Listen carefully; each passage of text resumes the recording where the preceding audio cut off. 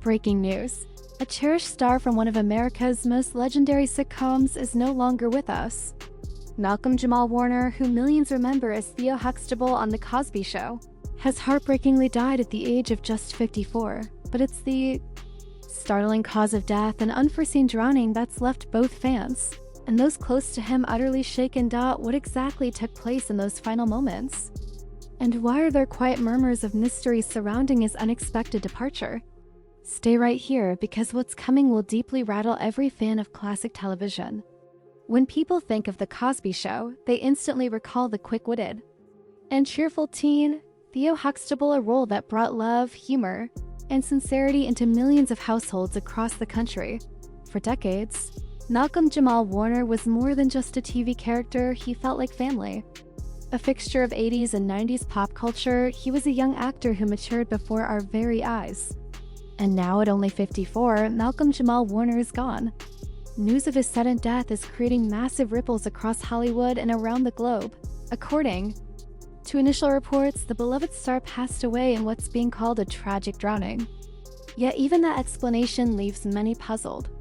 Where did it occur? Was it truly accidental? And why are those closest to him quietly voicing concern over his mental well-being and the personal struggles he may have been facing behind the scenes? In this video, we'll take a deep dive into Malcolm-Jamal Warner's final hours. We'll reflect on the powerful legacy he left on screen and uncover hidden truths about the silent battles he fought away from the cameras. These were struggles his fans likely never even imagined. You'll also hear from family, close friends, and insiders who were devastated by the sudden loss and who suggest this may not have been some random freak accident. Instead, they describe it as the heartbreaking result of years of buried pain and internal conflict. You will be shocked at what the autopsy revealed. You'll be stunned by who was with him in the last hours of his life. And you absolutely won't believe how eerily this tragedy mirrors another recent celebrity death. So don't look away, because this story goes far deeper than the headlines. Let on. It's a painful exploration of fame, pressure, and the story of a man who gave everything to the world while hiding his darkest moments. It started out as just another normal day, quiet, calm, and without incident. But by the day's end, the world had lost one of the most iconic faces of a generation's television memories. On July 18, 2025, Malcolm-Jamal Warner was said to be staying at a private retreat near a hidden lake in upstate New York. Known for his deep love of music, nature, and solitude, he had chosen this peaceful spot for rest and reflection. He had visited that area many times over the years, often referring to it as his peace zone, a sanctuary where he could disconnect, reflect, and compose music far away from Hollywood's hectic pace. According to those close to the family, Malcolm had arrived just 2 days earlier, and he came alone. His assistant confirmed that he had recently completed work on a new project, a spoken-word music album he'd quietly been developing over the past few months. Friends described him as appearing tired yet content, thoughtful but not distant. On the morning of the incident, neighbors told investigators they had seen Malcolm near the lake's edge around 8 a.m., coffee in hand, headphones on, seemingly lost in thought. By midday, he was seen again, this time shirtless and wading into the water. It wasn't unusual behavior. He often meditated or swam in that exact spot. But what followed remains wrapped in uncertainty. At 3:27 p.m., a 911 call was placed from a nearby cabin. A hiker had spotted a man floating face down in the lake, motionless. Emergency personnel arrived within 12 minutes, pulled Malcolm from the water, and attempted CPR on site, but he was completely unresponsive. He was declared dead shortly after, being transported to a local hospital. The entertainment industry was rocked by the news. Malcolm-Jamal Warner gone. Fans were stunned. Within hours, tributes began flooding social media. But as the mourning grew, so did the questions. 2 days later, the preliminary autopsy report, shared with the press, stated the cause of death as accidental drowning. No evidence of foul play and no external injuries were discovered. However, toxicology reports were still pending, which only fueled more public speculation. Investigators also noted that no one else had been with Malcolm at the lake house that day. His phone and personal belongings were found sitting on the dock, along with a journal and a Bluetooth speaker that was still playing soft jazz when first responders arrived. But this is where the story takes a haunting turn. How could someone so physically healthy, so mentally aware, and so experienced in nature suddenly drown on a peaceful, sunny afternoon? What were the final words written in that journal left beside the water? And who was the last person to speak to him before everything went quiet? There's a chilling gap in the timeline of that day, a 2-hour window between 1 p.m. and 3 p.m. when no one saw him. No texts were sent, no footsteps or activity were noted around the lake house. Some suspect he may have experienced a sudden health crisis, possibly a seizure or a fainting episode while in the water. Others quietly question whether this was an accident at all. Those close to Malcolm described him as deeply sensitive, profoundly introspective, and in recent months unusually withdrawn. He had reportedly been stepping away from the Hollywood spotlight, turning down acting roles and putting his energy into music and poetry. Some of that work has been described as confessional and shadowed by darkness. But the real question remains, what emotional weight did he carry with him into that water? A lifetime filled with pressure, pain, and public expectations wrapped up in the legacy of one of television's most controversial shows. The Cosby Show wasn't just a sitcom for millions of Americans, it was a cultural phenomenon. It portrayed a Black, upper-middle-class family with humor, dignity, and loved out an image that defied stereotypes and reshaped public perception. At the center of that family was Theo Huxtable, the witty, lovable son of Cliff and Claire. And behind that character was Malcolm-Jamal Warner, a teen thrust into fame at only 14. He wasn't simply acting a part, he was becoming a symbol of young Black manhood in America, watched weekly by tens of millions.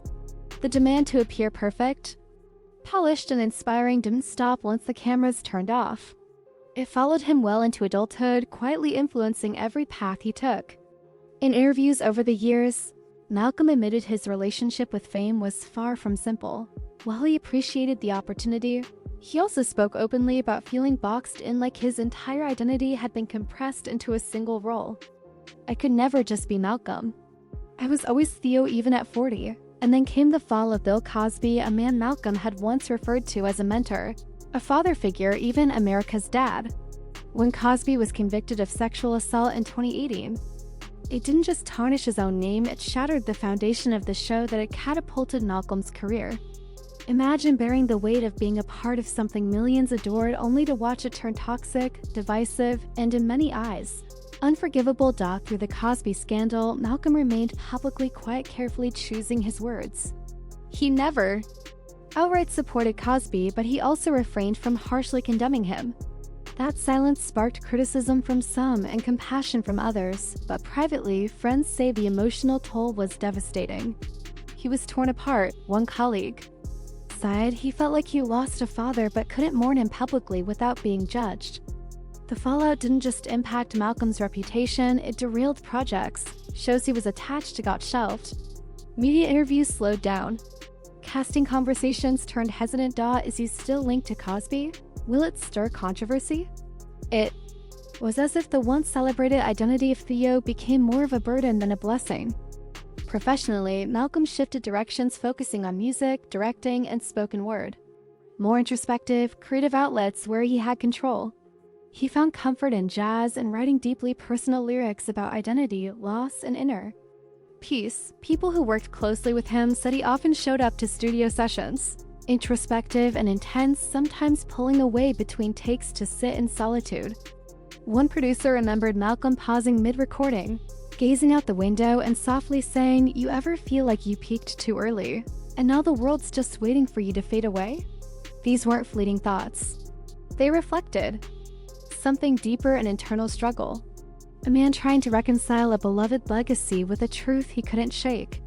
And that truth? Malcolm was still searching. Still chasing a freedom that always seemed out of reach. Freedom from the role, freedom from the show, freedom from the expectations, and perhaps freedom from the pain. Though friends say he was never officially diagnosed with depression, many now believe Malcolm may have been quietly suffering. The kind of pain that doesn't shout but whispers. It shows itself in canceled plans, long periods of silence, and cryptic entries in a journal. A kind of pain that remains hidden until it becomes irreversible. So when word spread that Malcolm-Jamal Warner had drowned alone, quietly, and far from the lights of Hollywood, It wasn't just shock that hit those who knew him die, it was something much deeper, haunting. Because some had seen the signs coming, yet still couldn't stop the inevitable. As the entertainment world struggles to make sense of Malcolm-Jamal Warner's sudden passing, friends, collaborators, and fans alike are asking one painful, lingering question: were the signs there all along? In the weeks leading up to his tragic death by drowning, those closest to Malcolm noticed a change. He seemed unusually withdrawn. Vague responses to messages, missed calls, and last-minute cancellations of events and studio sessions became more frequent. He had just started work on what he described as his most personal project yet, a still-entitled jazz and spoken-word fusion album. The few who heard early demos say it felt haunting, almost like a farewell, laced with questions about purpose, legacy, and the process of letting go. One line from an unreleased track reportedly said, "Fame is a funeral with flowers that never die, the soul they honor is long gone." And now, in hindsight, those words feel tragically prophetic. An assistant producer at the Atlanta studio where Malcolm had been recording shared a chilling moment. During a late-night session, Malcolm suddenly stepped out of the booth, sat silently on the floor, and stared into the darkness for nearly 10 minutes. When asked if he was okay, he quietly nodded and whispered, "Just trying to feel something again." He hadn't posted on Instagram in over 3 weeks before his death. That final post now filled with comments like, "How did we miss this?" And "Please tell me this isn't goodbye." Featured a black and white photo of a dimly lit microphone, captioned, "Sometimes the silence is louder than any stage." Many now believe it was a cryptic farewell. Others interpret it as a quiet plea for help. Even more unsettling are the unsent messages reportedly discovered on his phone after his death.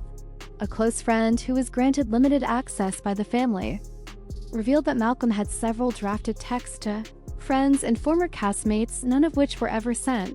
One was addressed to Kashia Knight Pulliam, who played Rudy Huxtable, and read, "You were the light on set. Always remember that. I'm sorry I faded into the dark." Another, written to an unnamed contact, simply said, "If I disappear, don't blame anyone. The tide just pulled too hard this time." Whether those messages were born out of momentary emotional exhaustion or were intended as final words remains unclear. What is clear, though, is that something was weighing heavily on Malcolm. His manager confirmed he had no scheduled events or major projects lined up for the rest of the year, a rare occurrence for him. He had even put a pause on his long-promised memoir, a raw autobiography that he had teased for over a decade. That book was reportedly nearly finished. But after reading a portion of the final chapter, Malcolm's editor allegedly broke down in tears. The chapter was titled, "Drowning on Dry Land: Coincidence or Chilling Foresight?" Malcolm's inner circle is still grappling with the depth of the loss. For them, the heartbreak isn't just in the way he died. It's in how little they truly understood the emotional storm he had been carrying all along. He had been silently drowning for years. In a heartfelt tribute, a longtime friend said, "He was the guy who always made you feel seen, but somehow we forgot to truly see him." When news of Malcolm-Jamal Warner's sudden passing broke, the world paused. Social media exploded with disbelief, timelines were overtaken by headlines, and the collective response was one of sorrow, shock, and deep respect. Malcolm wasn't just Theo Huxtable, the quick-witted, mildly rebellious son of Cliff and Claire. He had come to symbolize Black boyhood, quiet strength, and emotional growth for an entire generation. He stood as a rare representation of a young Black man navigating life with humor, thoughtfulness, and vulnerability on primetime television. The response from across the globe was immediate and heartfelt. From Hollywood to Harlem, coast to coast, fans came together in candlelight vigils. Some gathered outside NBC's old Cosby Show studio in Brooklyn. Others assembled at the Hollywood Walk of Fame, where they placed flowers, handwritten notes, and even old VHS tapes of classic episodes. In Harlem, a mural artist who had long admired Malcolm's work painted a massive tribute with the words, "Theo taught us to dream." The mural quickly went viral on Instagram, inspiring the hashtag-driven movement, #TheoForever-a wave of nostalgia and gratitude from fans who had grown up watching the Huxtables every Thursday night. Then came the tributes from the cast, deeply emotional messages from those who knew him not just on screen, but behind the scenes. The most powerful tributes came from his former co-stars, people who had essentially grown up alongside him. Felicia Rashad, who played Claire Huxtable, released a written statement. Malcolm was more than a son on television. He was family in every sense of the word.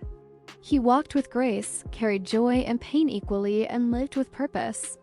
The world has lost a gentle warrior. Keshia Knight Pulliam Rudy Huxtable shared a tearful video saying, "I always called him Big Brother. Malcolm. He looked out for me, made me laugh, and introduced me to poetry when I didn't even know what rhythm was. I'm shattered. Truly shattered." Tempest Bledsoe, who played Vanessa, posted a photo from 1990 with the caption, "We were just kids. We laughed about everything, and now I'm crying every hour. Rest Malcolm, you mattered." Even Lisa Bonet, known for her extreme privacy and distance from Hollywood, broke her silence with a short but striking message. "He had the soul of a poet and the silence of a storm. I always knew he carried more than he ever revealed." The funeral was a quiet farewell in an effort to maintain dignity and privacy amidst the overwhelming media attention. Malcolm's family chose to hold a private ceremony in Los Angeles. Invitation-only memorial was held at a historic chapel in Pasadena, attended by close friends, former castmates, and a select group of musicians and poets who had collaborated with him over the years. According to those present, the room was filled with black and white photographs of Malcolm, capturing everything from his earliest days on set, to jazz performances, to quiet, reflective moments throughout the years. One of the most powerful moments came when a recording of Malcolm's spoken word poetry was played during the service. His voice echoed through the cathedral walls as he recited, "If I leave with no goodbye, remember the rhythm, not the silence. Remember the fight, not the fall. And when you speak my name, speak it like music." There wasn't a single dry eye in the sanctuary. This was grief felt across generations. Malcolm's passing didn't just affect his peers, it shook fans from all walks of life. Adults who had grown up watching The Cosby Show wept openly online. Millennials shared nostalgic clips of Theo chasing his dreams. And younger fans, who discovered reruns through their parents, posted heartfelt messages about how he made sensitivity look strong. The mourning wasn't just for the actor, but for the era he embodied, the hope he symbolized. The future that now feels just a little dimmer in his absence. One viral tweet captured the collective ache. "He never needed scandals or noise. He gave us art, truth, and quiet power. Rest in poetry, Malcolm." As the sun quietly set on the life of Malcolm-Jamal Warner, the world began to understand something deeper. His legacy was never limited to one role, one series, or even one generation. Malcolm's story was that of a quiet revolution. He didn't scream. He didn't chase chaos. He was never one for tabloid drama or scandal-fed fame. Instead, he stood as a bridge connecting generations of Black creativity, identity, and manhood in a way very few ever could. He was the kind of artist who grew up before the eyes of millions, and yet still managed to guard sacred parts of his soul, parts that remained private, intentional, and untouched. A mentor, a teacher, a brother. Beyond the screen in his later years, Malcolm took on the role of mentor to rising Black actors, frequently speaking at historically Black colleges and leading workshops in independent film. He once told a group of aspiring artists, "Your story holds power. Tell it with integrity, not noise. That's the only way it will last." Actors like Yahya Abdul-Mateen II and Gerald Jerome have spoken about Malcolm's quiet encouragement and how it influenced not just their craft, but their mindset. He never wanted to just act. He wanted to uplift. Through his music, Malcolm released albums blending jazz, soul, and spoken word, reminding listeners that true expression took many forms beyond what fame allowed. Through his essays and readings, he tackled complex issues: Black identity, generational pain, fatherhood, healing.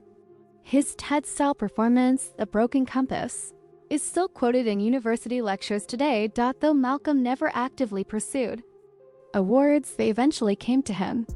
Just before his passing, he had been quietly nominated for an NAACP Image Award for his independent short film, Rhythm and Roots. After his death, calls grew louder for him to receive posthumous recognition. A Hollywood Walk of Fame star, honorary degrees, and tributes across major streaming platforms. Bet TV One and PBS each announced documentaries and specials not only celebrating his body of work, but exploring who Malcolm was behind the scenes: a thinker, a healer, a defender of dignity. Cultural legacy and curriculum. Universities like Howard and Morehouse are now proposing media courses that examine The Cosby Show, not just its controversies, but the layered performance Malcolm gave as Theo, a character who battled dyslexia, failed in love, clashed with his parents, and yet grew into a thoughtful man. For so many, Theo wasn't just a fictional character, he felt real. A cousin, a friend, a reflection of ourselves on screen when no one else was showing it. The hashtag that became a movement, what began as a simple tribute post online, turned into a powerful rallying cry. Hashtag Theo Forever started trending, and it grew beyond nostalgia. It became a space for Black men to share their truths, their struggles, their small wins, their creative dreams, and their battles with mental health. One user wrote, "He made it okay to not have it all figured out. He made sensitivity look strong. He made Black vulnerability feel powerful." Another said, "I never got to thank him in person, but I'll honor him by writing, by showing up for my people, by telling my story just like he told his."